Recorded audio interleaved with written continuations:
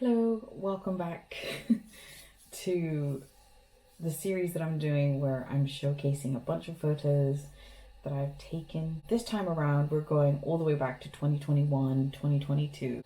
All of these photos as well are taken in London, and all of these photos were taken in on film. So yeah, let's get straight into it. This very first one was taken in Clapham in Venn Street. If you've been to Clapham before, this is where they do the Saturday Venn Street markets. And as you can see, you've got Picture House here on the left, you've got the Honest Burgers, and you've got these really wonderful olive trees. Probably my favorite part of the the street. This building here on the right used to be, I believe, like a NatWest or a Barclays bank. It changed a couple of years ago to I want to say a Wendy's. Maybe not. Maybe another like American sort of chain burger place. But anyway, I mentioned that these photos are from 2021, 2022. And if you see the person here on the bottom left, you can clearly see that they're wearing a mask even outside. So I think that perfectly places where this photo is in terms of its relation to the pandemic. So yes, this was, I believe, 2021, and people and mask use was still highly encouraged all around, even outside. I do believe I'm wearing a mask behind this photo as well. And essentially I took this photo because it was one of those where, you know, you're almost out of film and you just want to develop, so you just take as many photos as you can. I think I had about 5 left in the roll, so I was just taking pictures around. And then I ended up really enjoying the shot. I mean, there was nothing in particular that made me want to go, yes, let me take a picture of this. But no, I'm glad that I did, and it's a lot more special than the memory I have of actually taking and deciding to take it. So yeah, one thing about this film as well is that I can't remember which film it was, but it's got a very green undertone, and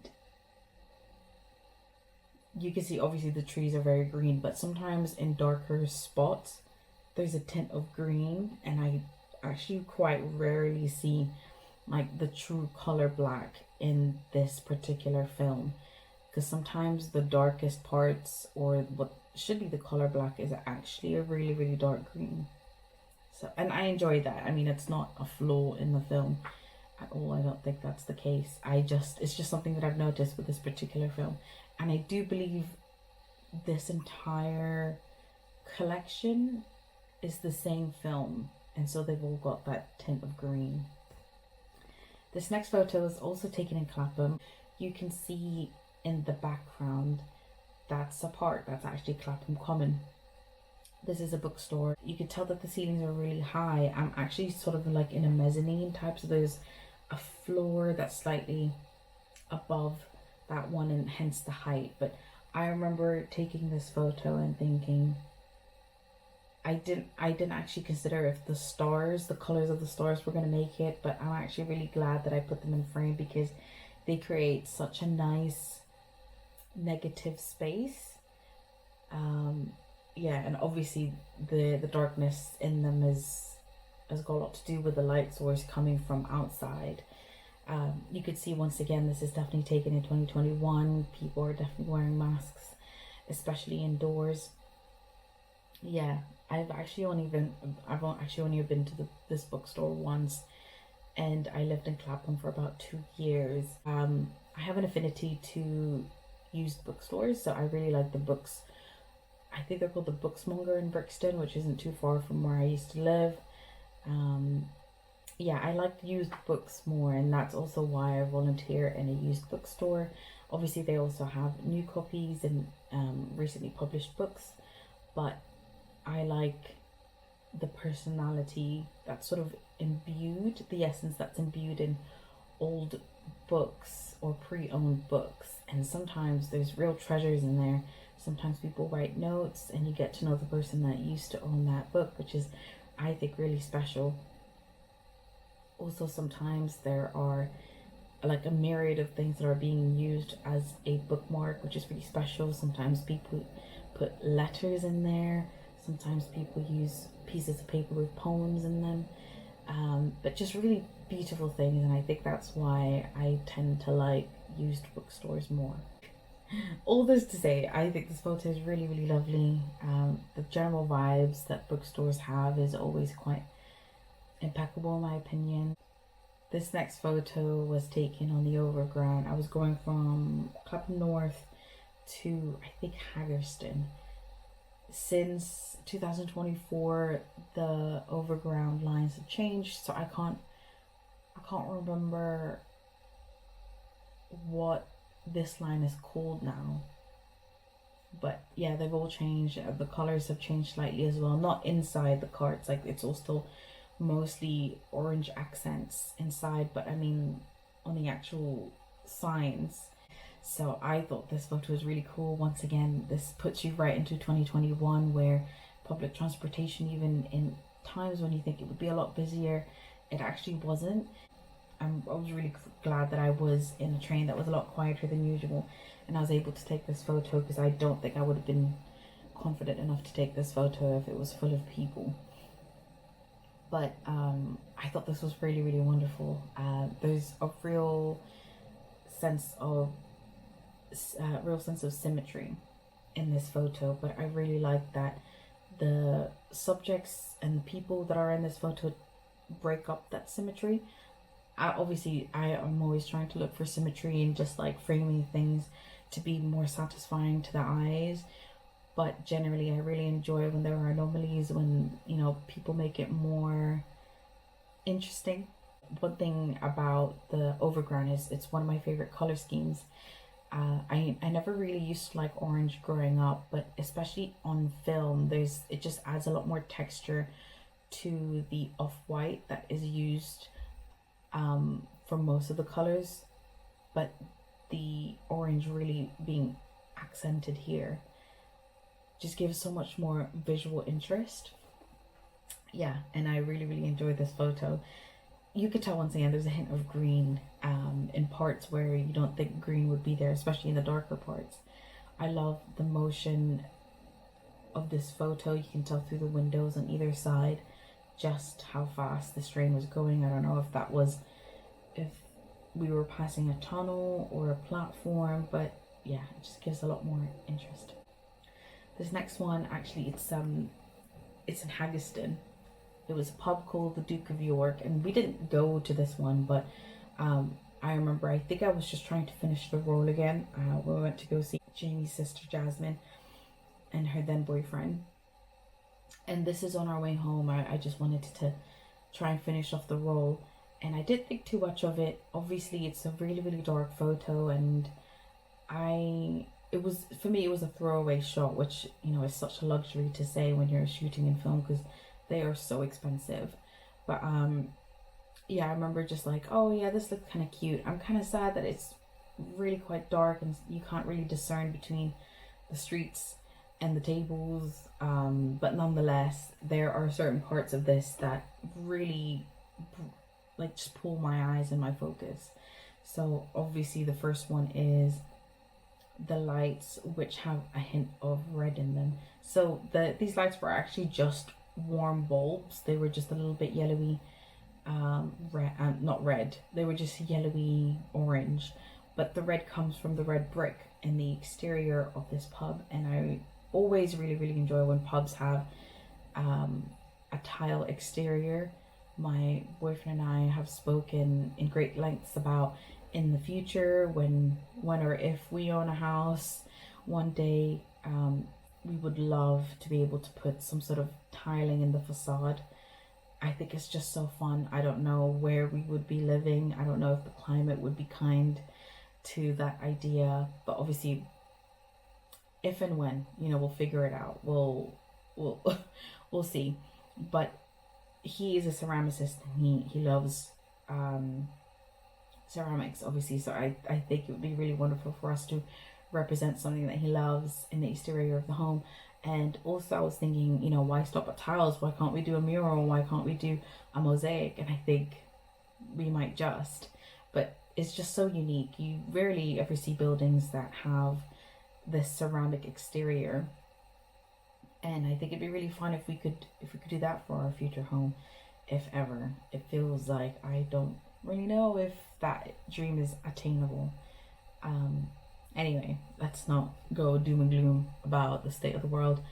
One thing I also really love about this is it had been raining that day, like quite a lot. You can see this, the streets have this like sheen on them in the far left. Also on the wooden tables, you can see how reflective they are because of that water that's sitting on top. And I really do think I owe a lot to the rain for being able to capture so much more light than I would have if it was dry. So actually, the reason why we get to see so much in this photo, even though it's quite dark, is because of the rain. So that's always welcomed and really great. Yeah, it's just a very cozy photo. Very nice. This photo was taken in Clapham again. When I took this photo, it was the end of our day after walking around or visiting Richmond. We were really, really tired, and I think I knew it was my last photo in the roll, and the skies were just impeccably pink and purple. I took this photo not really knowing whether or not that pink was going to show up, but I thought, hey, it's my last roll, and this feels like a nice like ending to a really wonderful day. And I'm so happy that the pink is been able to come through. And I mentioned earlier that this particular film has a very green tint, and you could see that from the trees, this building on the right. And I think that's actually helped emphasize how pink the sky is, because they're opposite colors, like pinky red and green and stuff. And so to have this paired together, I think it just accentuates the pink a lot more. So I'm really grateful that that was the case. I actually didn't care too much. I didn't care for this photo the very first time I saw it after it had been developed. The thing is, though, a couple of years ago, my boyfriend created this book for me, and essentially it looks like a really professional book of photography, and he curated one of his, what he thinks are my best pieces of work, and he compiled them together, and it was so touching, and I still love it now. I love bringing people into the house being like, look at this. Not only is it a physical, tangible piece of work that I can show people to be like, hey, this is my passion, this is what I love, I also get to tell the story about how much my boyfriend celebrates me, which is always so fun to talk about. And so he actually used this photo on the very last page of the book because in his mind it was a beautiful ending, like the sunset being able to round off that whole collection that he had curated. He felt was right, and that was actually the moment that I started loving this photo a lot. And I love now that this photo has so much more history in it. Sometimes when things are just immediately beautiful, you just say, yes, that's beautiful, and there's not really any way for you to revisit that. Why would you need to? You've already labeled it as beautiful. But when things are a little bit more interesting like this, you're able to imbue a lot more history and a lot more intentionality about what you see in these photographs. And now, how fun is it that I'm able to tell you a really fun history and get to segue into the different parts of my life that also matter to me, that now is imbued directly into this photo. So yeah, photos really matter, and sometimes for me it's secondary whether or not they are beautiful. I think for me they are tools to understand the subjects or the people that take the photo, the history, everything. They're tools for understanding, and being beautiful is a welcomed but secondary function of photos. Also, I love that you're on this particular time of the day, is like you're on the cusp of evening, the sun is setting, there's still so much light, yet the street lights are on. Like, how gorgeous is that? I also always feel really lucky and blessed to be able to catch when street lights come on. I think I always see that as a really good sign, a really good omen for myself if I'm able to catch it. It's just such a fleeting moment, you know. Sometimes you can't even discern when they come on, but there is a before and after. There is when the sun is still lighting up most of your life, and then suddenly it switches to artificial light. I mean, I don't even know what I'm saying anymore, but yeah, we're only in the 5th photo. The trip that I told you about before in Richmond Park, this was actually the trip. This photo and the next couple of photos are taken in Richmond. I remember this sign really taking me by surprise. It says corrupt capitalism can't cope, and if you know me, you know that I absolutely agree with that. I think the capitalist system is one of the most exploitative, really is the root to a lot of our problems as a society right now. And sometimes when it interacts with other systems like white supremacy or patriarchy, it becomes even more monstrous, and the intersections where they cross are some of the most dangerous, and the people who get to know that and understand that those intersections really intimately are the people who are mostly negatively affected by those intersections. I thought this photo was really, the sign was really poignant. It's true. I agree with it. That's why I took the photos. And one thing about having this as well in a public park is really interesting, because I felt for a long time that access to green space is a huge barrier for a lot of people, especially poor people. And it's such a shame, because there are studies that links proximity to green spaces actually increasing one's well-being and health, and that should be a human right, I believe. And it's really fascinating that, especially with a system like capitalism, where you're able to live in proximity to green space, has a huge price tag on it.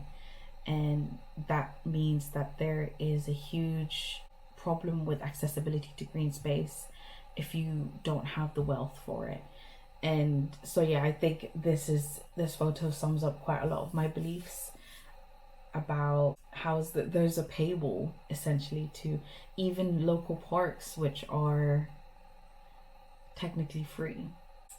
This next one is also in Richmond Park, and the quality on this one is, you could tell, is very different from the others, and that is because I went super zoom on this. The thing is, visually, this whole space was quite monotone. There weren't a lot of variety of colors or textures, really, so I zoomed in quite a lot to be able to capture a slither of that pond that a lot of people were gathered at, and that is where the visual interest for me came in. Because otherwise you wouldn't have been able to see this if I took it without zooming in. But I thought that this was a really nice way to break up the photo visually, because the hues of greens are so similar from the background all the way to the foreground. So I was like, oh my gosh, let me capture something that's a little bit more interesting. And as well, when I zoomed in, obviously you could see the figures of people coming from the pond. That was a really popular place for people to gather, which I thought was really cool. Yeah, not much else to say about this one, but I enjoyed it. This one is also in Richmond Park. The myriad of colors in here, which is very different from the one before, where it's just basically like all shades of green. But you've obviously got the blue sky, it's a little bit cloudy. You've got the tree line, which is dark green, and then you've got these fields. As you can tell, this was winter. I think this was early January in 2021, but I think these might be heather fields. Let me see.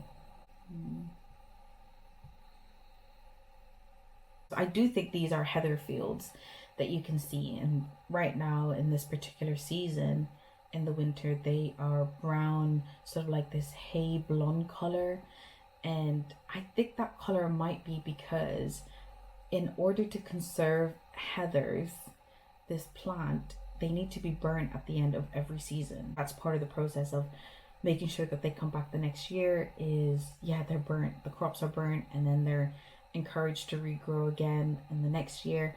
This has really stuck in my mind when I was doing biology A level. There was sort of like this ethical conundrum that was asked of us.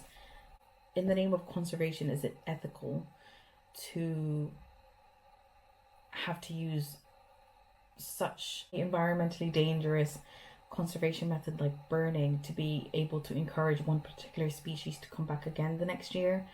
Because essentially heathers represent what is called a intermediate species. There's three main phases. There's one where there's pioneer species, so that's like moss, grass, and afterwards they sort of evolve into this intermediate species, or not necessarily evolve but give way and encourage the growth of like intermediate species like shrubbery, so like slightly bigger plants. And then the very last part is the climax community, which is considered like forests, trees, like bigger plants.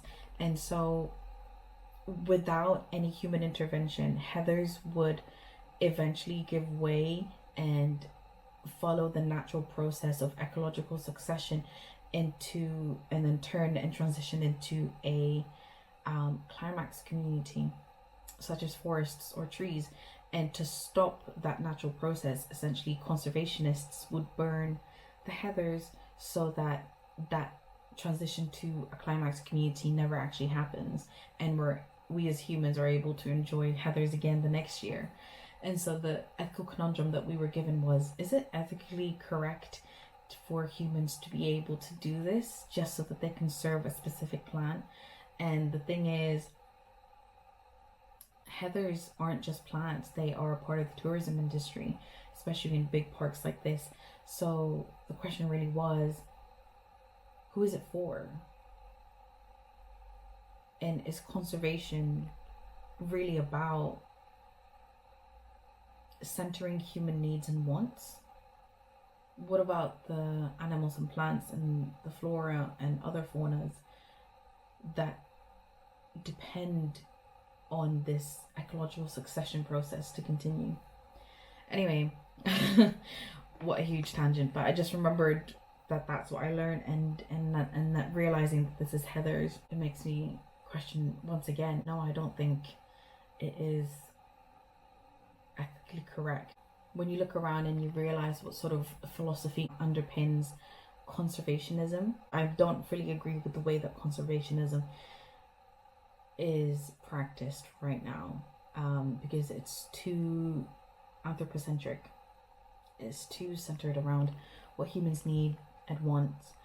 And essentially, I think the incessant idea that human stewardship knows best in terms of looking after nature is why we've gotten to the point that we have in terms of climate change. And I really do think that we should learn from native peoples about how they look after their natural environments and how they've been able to live in such a peaceful way with environments for so long, for thousands of years, without causing some sort of climate catastrophe like we have in the current system that we're in. Photo number 9. So this is, once again, this isn't Richmond Park. This was a place like slightly before it, because we walked such a long way from whatever common that we came from. But I thought this was a really nice photo. The sun was coming through from behind us. This is why the trees in the foreground are a lot more darker. And I think what I was trying to attempt here was to use the foreground trees to be able to frame this photo. I don't know if it worked particularly well, but nonetheless, I really like the distinction between where the light is and where the light isn't. And yeah, and there's plenty of animals here. There's this one on the right, lots of other different types of birds, and I think there were some ducks, which is just very cool. This is One of my favorite buildings in London. This is the Secret Intelligence Service building, or the MI5, MI6 building, which is a very secretive government department. This is like the British version of the FBI. So there's lots of like espionage, sort of like undercover stuff. There's a reason why we don't know too much about it, is because they're obviously very tight-lipped about what they do. But I didn't know that. I didn't know that when I first saw this. This is near Vauxhall Bridge. This is in Vauxhall. It's right by the Thames, and I love this building, especially on a particularly sunny day like this, when this photo was taken, because the colors of that like dark emerald green and that like creamy beige is just impeccable. I love this this color combo, paired with a blue sky. I'm gonna zoom in right now to show you the best color combo, in my opinion, my favorite color combo, which is a sky blue and this emerald green. There's something more visually interesting whenever I take a photo of this building on film rather than like digital on my phone or whatever. Yeah, there's a lot more in it that just makes me want to eat this building. I don't know, like, what am I saying right now? When there's textures like this, particularly from film photography, it makes me want to feel what the texture would be if it was in my mouth. Please don't psychoanalyze me, but I just think in like a sensory way, if visually I want to be able to match what I think it would feel like. I might just stop here. Let's just say I really enjoy this building and I love the colors. And it's the building again. And I read this tiny little book when I was volunteering at the bookstore, and it mentioned like top 10 like brutalist buildings. I don't know if this building is considered brutalist, I don't know, but there was a little bit of information in this tiny book about this building. This is also known as Legoland. It comes with many different names, but there was a little bit of information there about this building, like the architect, I forgot what his name is, but this was like finished in like 94 and stuff. But this was built specifically so that it would be quite impenetrable to like certain satellite signals. It really was made to be a very secretive agency type of building, and also every single window, it's really hard to look into for a reason. Once again, they don't want you knowing what they're doing in there. I was on the bus, I don't know if you can tell, but there's certain reflections that you can see sometimes. The background of the photo, which is just a reflection of the window from behind me. This photo I really love. Oh, let's just take a moment actually to really enjoy this photo. Not a cloud in the sky, first of all. This is very early morning. You can tell from the shadows that people are casting. You've got some iconic buildings or tourist attractions like the London Eye in here. This is over the Thames, obviously on Vauxhall Bridge. I'm on the bus. A very sunny day. I do believe I was in another situation where I'm like, oh, I just want to finish this role, and so I took it on my commute to work one day. I used to work near Victoria, so this was my way into work. First of all, I love that there's so much activity happening on the water. I didn't even notice that ship that's carrying all that cargo over the Thames. You can see the Uber boat sort of further back in the middle. I love the people walking in the foreground. You know, they're just, once again, I'm catching someone's commute to work, their morning routine. I love that a lot. I love the red against that quite deep blue of the water. In real life, the Thames is actually quite like greenish, but I'm glad that the sky is being reflected from the water here, and it's a little bit more blue than usual. Very nice. Overall, this picture is so romantic to me, and so romantic actually that I have one of our best friends, Regina. She was telling us a really wonderful story about this just amazing meet cute moment she had with this guy. Like, it was like rom-com stuff, like for real. I was seeing like what, like through her storytelling, I was able to like really picture what it would be like if I was watching a rom-com. And so I was really inspired, and I told her like, hey, I pictured your story in a rom-com, and I imagined what sort of songs and what songs would be in the soundtracks of those movies. So I actually created a playlist for her. I forgot what it was called, but I used this photo as the cover photo, because I think it just represents like this, like, you know, falling in love with the city, romanticism type of vibe. I think this photo captures it really, really well. I haven't listened to that playlist in a while, but I know she contributed a couple of songs as well. And yeah, no, she really liked it, and I really love doing that too. It helps me be more engaged with life. It's nice to be able to expand that sort of universe in your head, and I do that quite a lot. I do other playlists for my favorite books as well. So I've done a playlist on The Parable of the Sower by Octavia E. Butler, and that has a lot of Orion's Son, Chapel Roan, Hope Tala, what other ones? India Airy. I think there's also Ladice in it. I don't know if that's how you pronounce her name.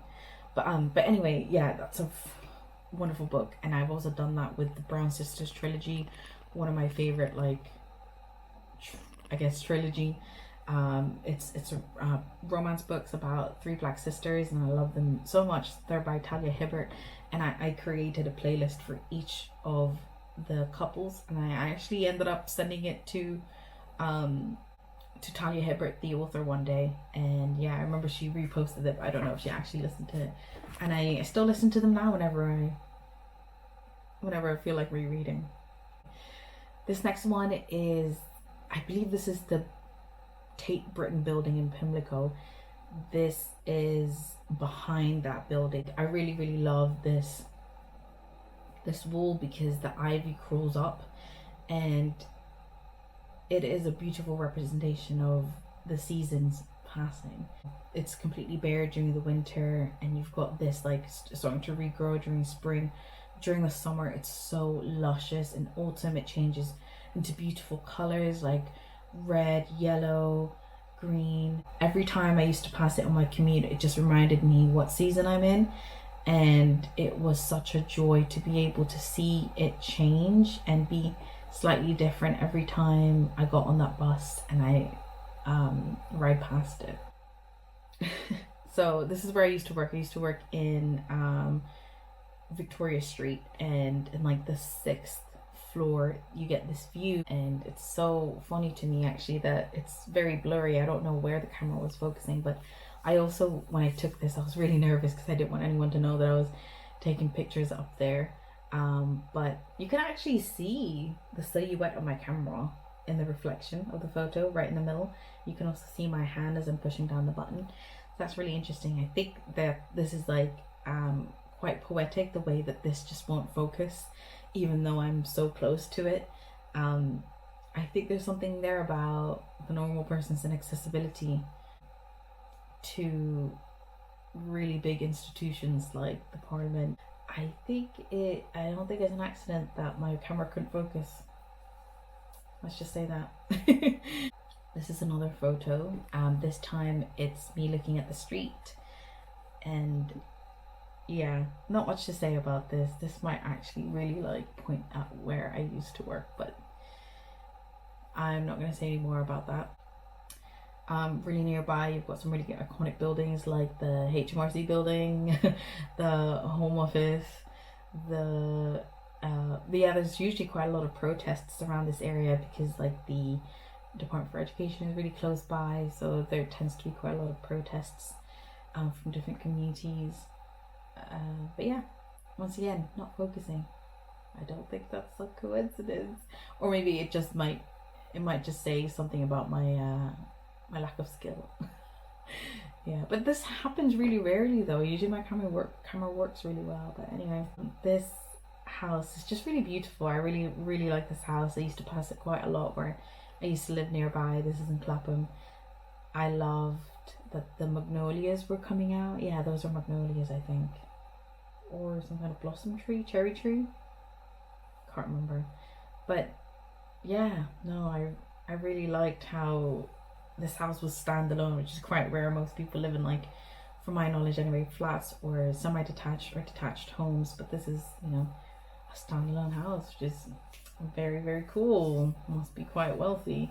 But anyway, I love the two trees that are in the foreground of this photo. I think it's really cool when you're able to have plants as like natural gates or barriers. I know people do that with hedges, but I just think it's so much more cool when the ivy is spilling over like that, you know.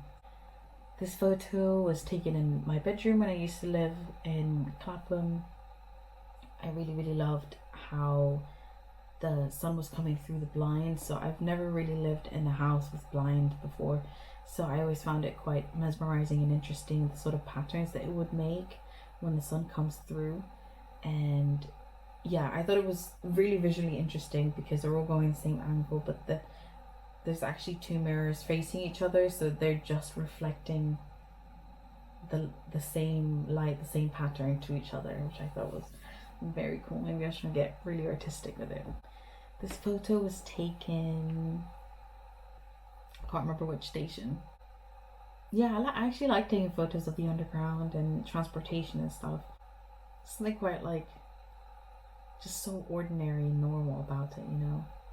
I really like the perspectives that you can see, like particularly on the left side, you can see all the way down, and then it feels like a different photo almost on the right hand side. I feel like there's a lot going on, but once again, this was 2021, maybe early 2022, so people were still really like socially distancing.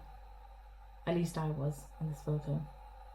I also like this orb that came out on the top left. Maybe that was a ghost, I don't know. I like when there's debris like this. I think it adds a lot more interest.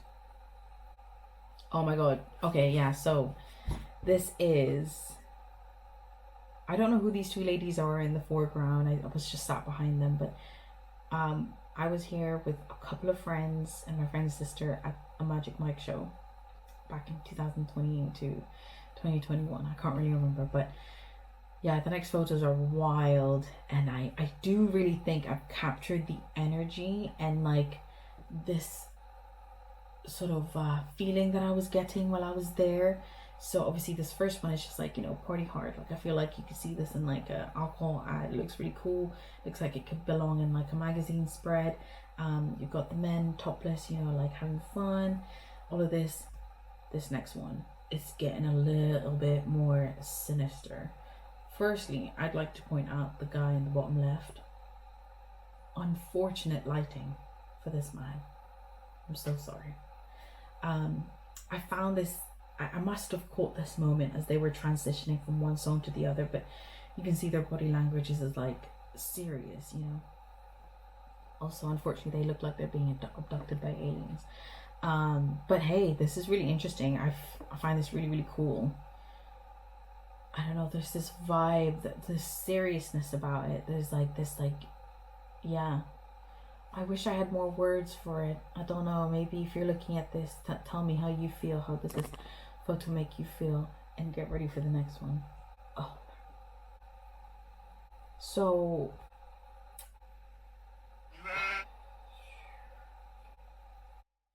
sorry for swearing, but when I first saw this photo, I thought, am I in Dante's Inferno?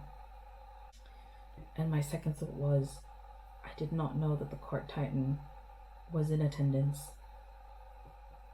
And I did not know that one of the court titans was a magical Michael. Oh, this is terrifying.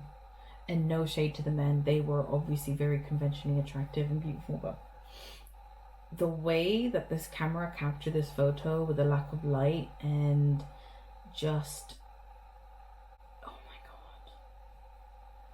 First of all, this looks like a still from an art house movie. It feels like whatever this art house movie is, it's got no plot, it's got no dialogue, it's just got gyrating people, chaotic energy. Generally, I don't feel safe in this photo.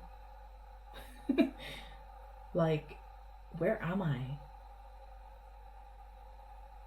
I find it really interesting that, you know, all these women in the crowd are basically faceless, like they got their cameras out. You can tell people are really having fun, and I love that. You can feel that energy.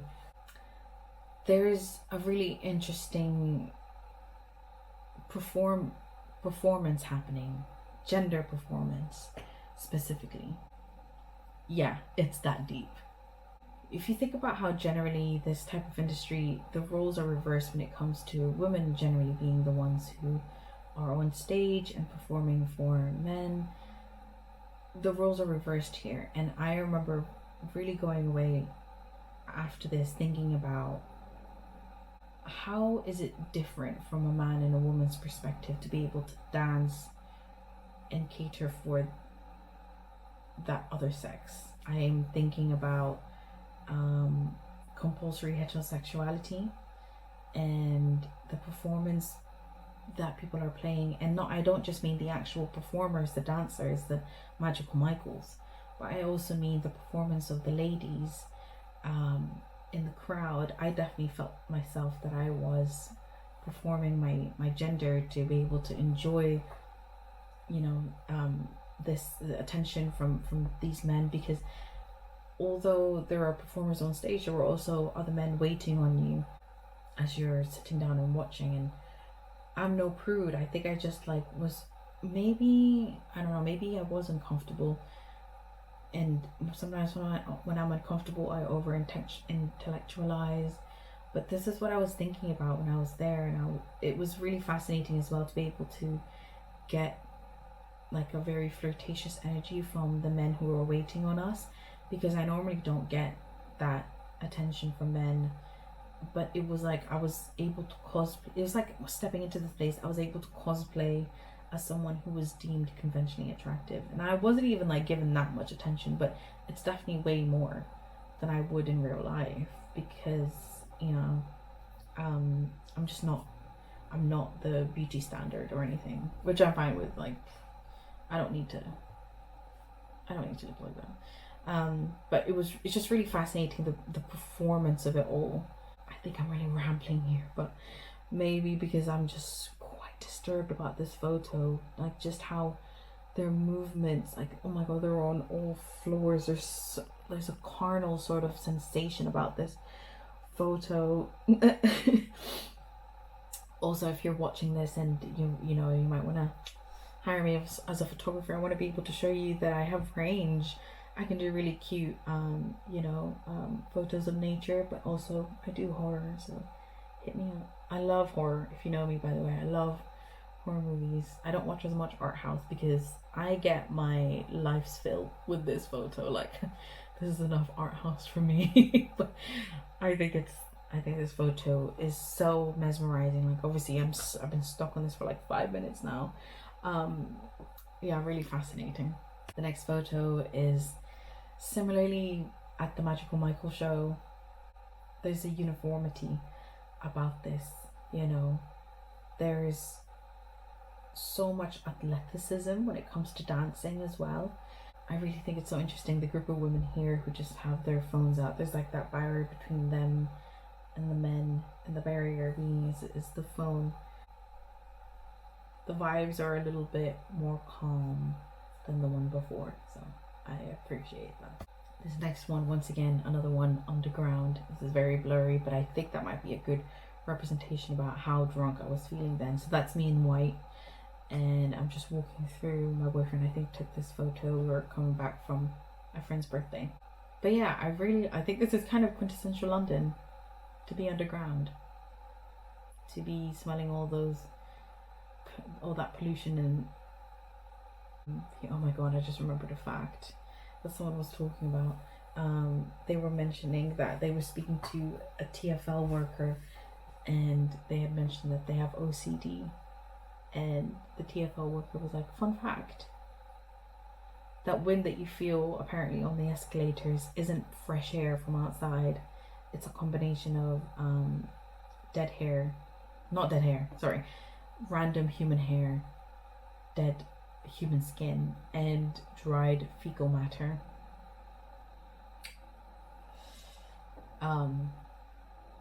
If I have to know, you have to know. But we're in solidarity together about this. Anyway, cool photo. This was in Hijingo Bingo. If you've ever been, this was for our friend's birthday. I love this photo. Really freaking cool how much the different types of lights are just making this photo so interesting. Like, there are lights on tables. Obviously you can see some people's faces light up from the lights on the tables. There's also lights which are like grid patterns all around.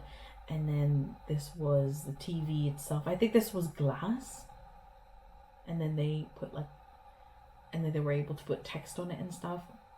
One thing I just found disturbing about this place is that it really plays on the Squid Games motifs quite a lot. It was there to make you feel like you were participating in Squid Games, which I did not realize was something people were wanting to experience.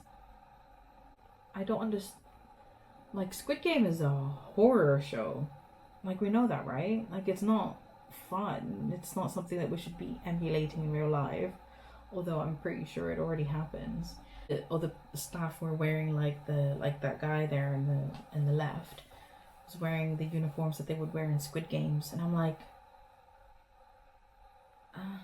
that's not nice.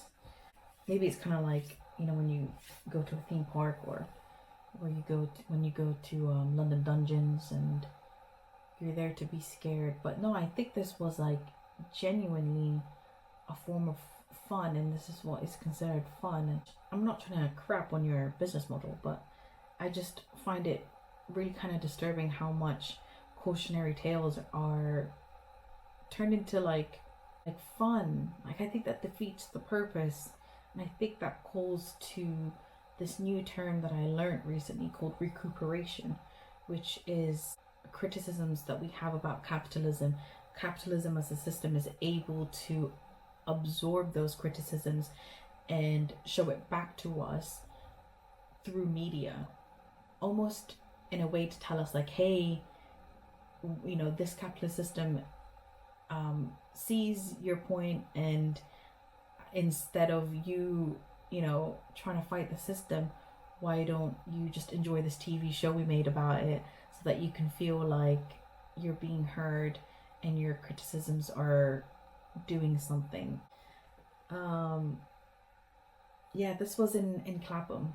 Once again, I was just trying to get rid of the last few roles that I had left. One of my favorite pastimes is, don't tell the police. No, I'm joking. One of my favorite pastimes is looking through people's windows and understanding how they create their space for themselves. And there's a lot you can infer about people and what sort of stuff that they bring into their spaces. So I always like looking in, and I really like when you're able to tell that someone's worked really hard to be able to curate like a space, especially outside. So the little garden here was really cute, and I really enjoyed seeing that. This next one, it's a block of flats. This was near the big Sainsbury's. I don't know if anyone's ever walked past it before. I really liked that the little daisies were coming out. I was actually hoping that the camera would focus more on the daisies, but nonetheless, I think the texture on that building is really, really quite nice. Once again, there's this like color blocking element where, you know, you've got the reddish orange of that building, then you've got the green and the white on the foreground slash on the lower part of the photo, and then the white overcast clouds at the top. Oh, and finally, this is the last photo. This was by a church. This blossom tree, I don't know if anyone's manipulated it to be this way, or if, you know, there's just a truck that goes in and out of this and the trees just naturally has taken on that shape. but I think it just perfectly frames the house in the back. Like, I don't even know if this tree was intending to, but it creates sort of like that roof, which I think is really, really cool. Yeah, I love this photo so much. Not only is there a beautiful like pop of color from the pink, but I love this photo so much. To me, it really represents romance. Once again, I actually have this playlist that I've had for a long time. It's a really beloved playlist at this point. It's called Rom-Com in the City. I don't know if the... I really, really love that photo, and actually this whole playlist is just full of either songs that have actually been included in romantic comedy soundtracks, like Gabrielle or Nora Jones, Corinne Bailey Rae, Duffy, James Morrison. So either they have these songs have been featured in actual rom-coms, especially in the early 2000s, or certain songs that give that, or newer songs that give that rom-com vibe. I've had it for about 3 years, and I continuously put new songs in there that I think fits that idea. But it's my spring playlist. Every time spring comes around, that playlist is on. It really uplifts me quite a lot. It reminds me that there's so much beauty and romance in the world, and yeah, it's one of my favorite playlists. And this is what this photo represents to me now: romance, hope, and new beginning in spring. Also, just such a shame, isn't it, that cherries only bloom for a few weeks in a year, maybe even like 10 days in a year. So it's a really great reminder to appreciate the really small but fleeting moments. Yeah. Thank you so much for joining me in this review of my old photos from 2021, 2022. There's more to come. I've got loads of photos. Someone told me one day that whatever I'm feeling, whatever I'm going through, write it down, and also don't be afraid to show people. This is what this whole channel is about, really, is to be able to express myself. So thank you for watching if you've made it this far. I know this video is another really long one, I bet, but for good reason. I have a lot of feelings about all these photos, and I'm glad it's going somewhere. So yeah, have a nice day and take care of yourself. Thank you for being here. Bye.